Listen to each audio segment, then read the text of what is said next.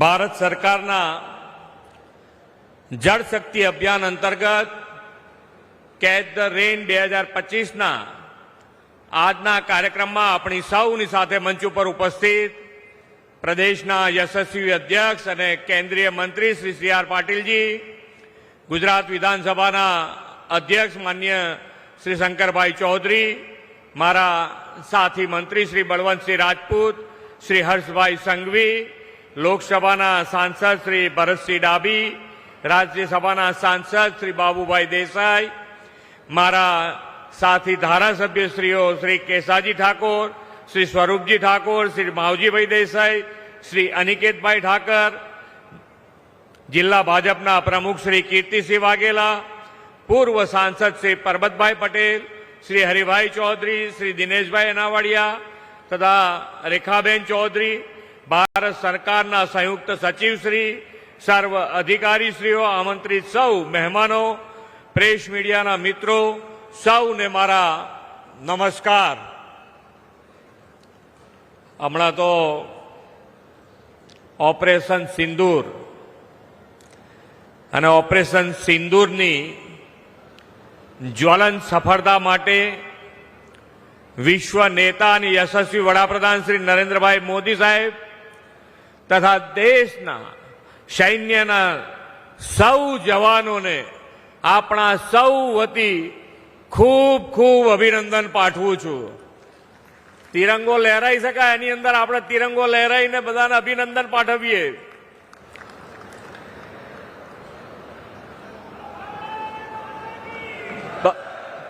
ભારત માતા કી, ભારત માતા કી.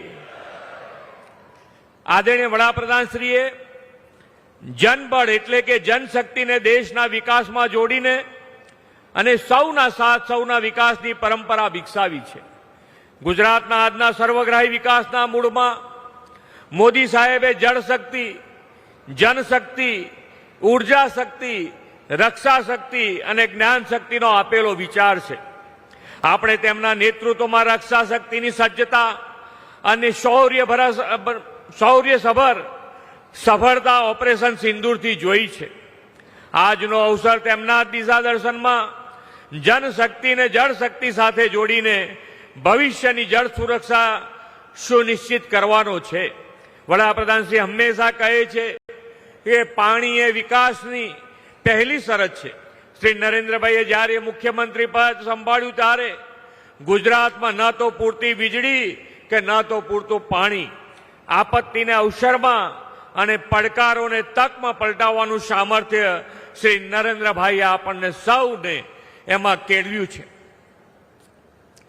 તેમણે જળ સમસ્યાના નિવારણ માટે જનશક્તિને જળ સંગ્રહ, જળ સંચય, ચેકડેમ, બંધારણના વિરાટ અભિયાનમાં જોડી તેના પરિણામે ગુજરાત વોટર ડેફિસિટ સ્ટેટમાંથી વોટર સરપ્લસ સ્ટેટ બન્યું.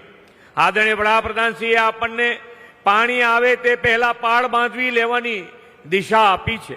સમગ્ર દેશમાં ભૂગર્ભ જળ તળ ઊંચા લાવી શકાય તેવા ઉમદા હેતુથી વડાપ્રધાનશ્રીએ 2019માં રાષ્ટ્રવ્યાપી જળશક્તિ અભિયાનનો પ્રારંભ કરાવ્યો છે અને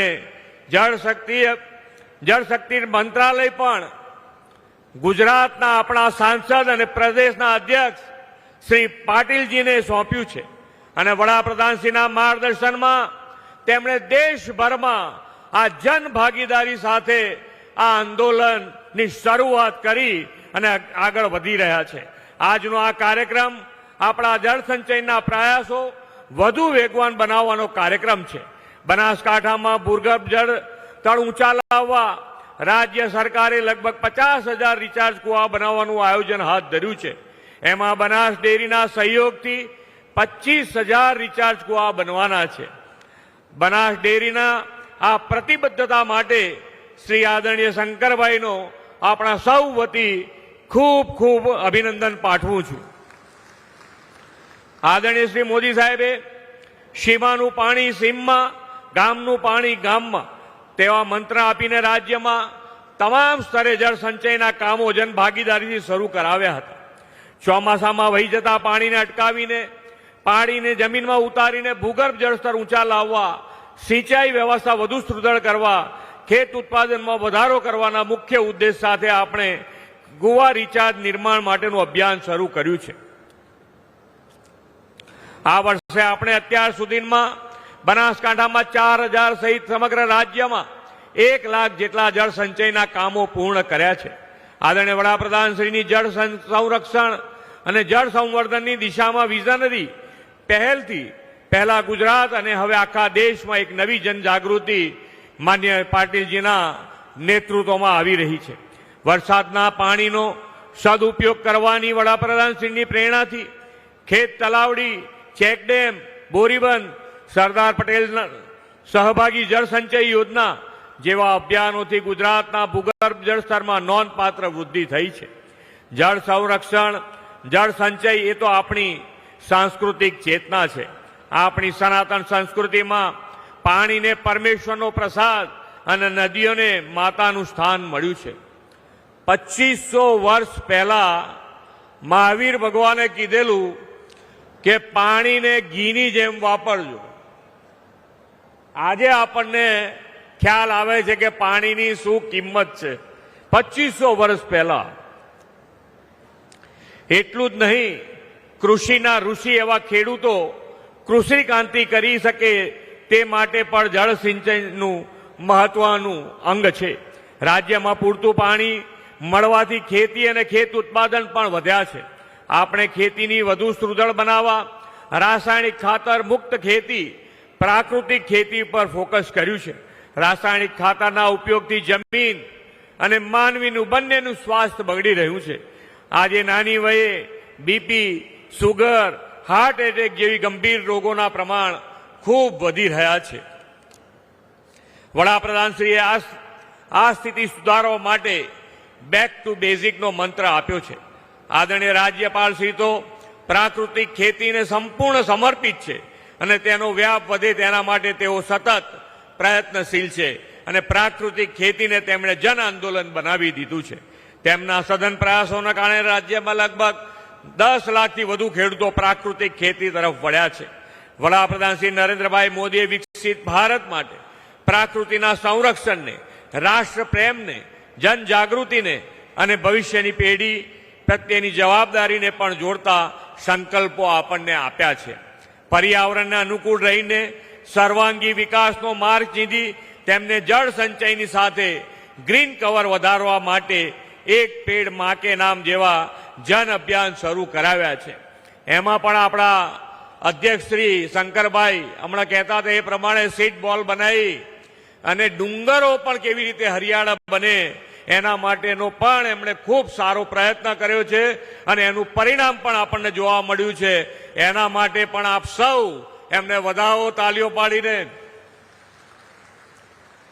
વોકલ ફોર લોકલના મંત્રથી સ્વદેશી ઉત્પાદનોને વેગ આપવાનો રાહ પણ વડાપ્રધાનશ્રીએ ચીંધો છે.